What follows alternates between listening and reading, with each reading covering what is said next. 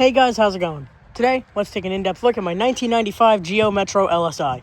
There's a whole lot of stuff to cover, so without further ado, let's go ahead and start it up and let it run. I decided to redo the video because the last time it was really windy, and there's some stuff I didn't show that I will show in this one. White exterior with gray cloth interior.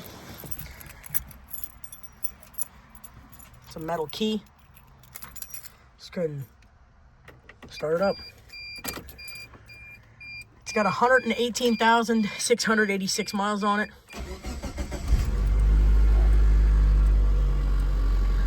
Kind of a cold start. It was running about 5 minutes ago. No power steering on this. No power locks and crank windows. This one's got a hand-operated e-brake and a 3-speed automatic transmission. Reverse, neutral, drive, 3, 2, and low.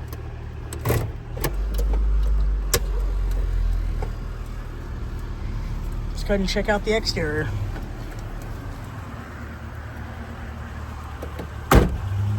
As you can see, it's pretty basic. I mean, the wipers are new from the last tour. See? Yeah, I still have the Acura for now, by the way. Geo, supposed to have 12-inch tires or 13s. This one's got 14s on it right now with alloys. As you can tell, they're not the original because this is supposed to have hubcaps on it. Look at this exhaust. It just sticks out from the back. Alright, and the fuel door's pretty dented up. It's got an 11.9 gallon fuel tank. The left turn signal is stuck on, that's why I didn't flip on the hazards or anything. Because I don't want to mess with the turn signal stock. So let's go and check this out on the interior. So, as you see, there's no plastics around the steering column because he thought it was a bad turn signal stock, which it's not. But we got 3 speeds on the wipers. 1, 2, 3, not really fast. Pull back for fluid, and yes, it even has some. We got the HVAC controls. Trim this, it's heat. This switches it from recirc and all that. Now you're on AC now. Now you're back to heat. That's not the right thing. This is the right thing. Now you're back on heat. And this adjusts it how it comes out. The radio kind of works. It's got the extendable antenna right here on the door, so I'll just pull this out for you real quick. And now the radio will work.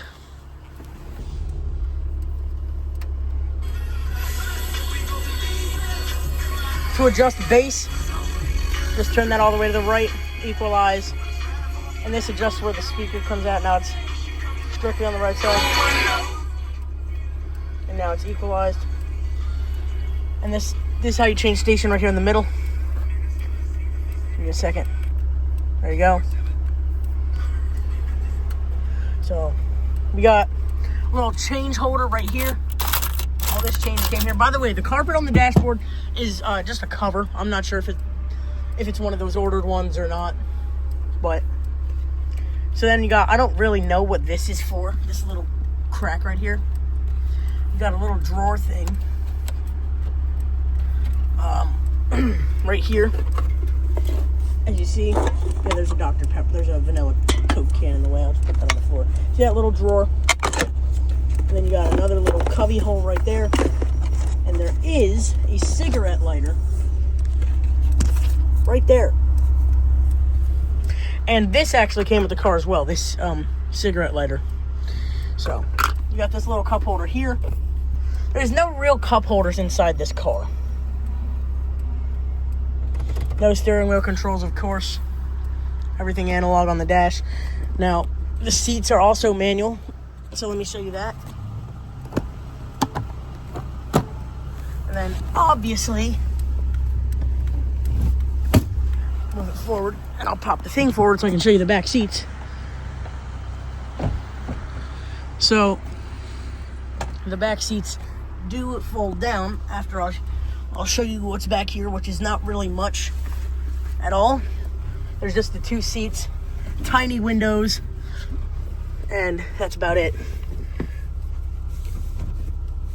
You pull this up on both sides. The other side was already pulled because my friend folded them down yesterday. So they do fold pretty much flat, and then you get a little bit more trunk space. There's a donut back there. But like I said, there's not much back here. And then this is all the stuff for the steering column. Whoops. Don't want to lose any of that. There we go. And then, you know, you got the cup holder too. Whatever that thing is that's square. Usually I don't film horizontal like this, but I think it's actually better for doing tours anyway. So, let me pop the trunk after I move the seat back. Here's the trunk release. Show you that. So this is the trunk. It's not very big, but as you saw last time, this piece is connected now on the string. So when you fold the trunk down, this folds over it. This is the turn signal relay stuff. Plugs and wires, the receipt, the oil for the car. Well, this is the relay part, but the tire. So, you know, got some goodies. No back window wiper, unfortunately. Like I said, oh, I didn't unlock that door because it's manual and I forgot. So let me go do that. Like I said, this isn't a horrible car. Like you need something a little small or economically friendly. You need something economically sound, get yourself a Metro. We'll tell you some specs of it in a minute. So, this is the passenger side. My Apple Watch is in the center console. I mean, not the center console. The glove box. Here's that can. This seat is also fully manual, so, you know, I don't even think it moves. Oh, yeah, it does. Okay. And then the back. Of course, here's the glove box. See my Apple Watch in there. Some stuff. It's not horrible. It's just small. But this whole car is pretty small.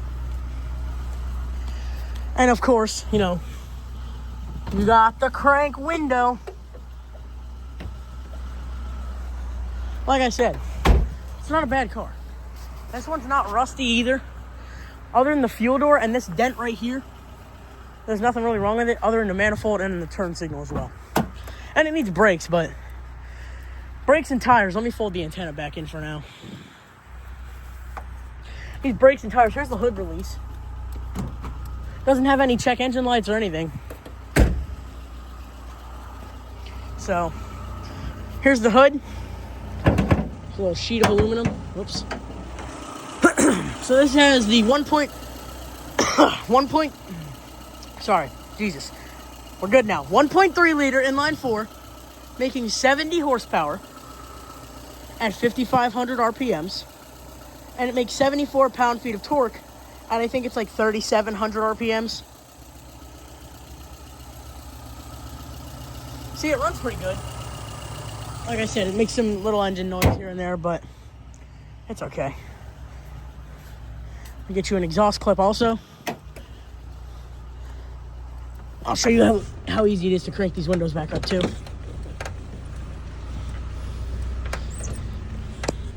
And sorry about this view. This is horrible. All right, we're good to go now. Gonna love the old Suzuki beeper. He set you guys right here by this big ass pipe.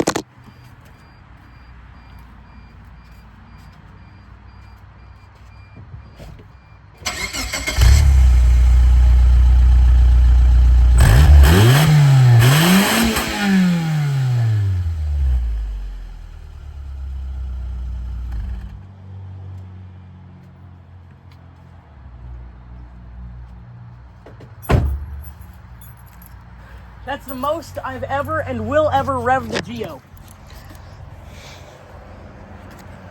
Because that gauge bounced and it squirted water or whatever on my phone. So I hope you guys enjoyed the in-depth look at my 1995 Geo Metro. And I will see you guys in the next one. By the way, these mirrors don't fold.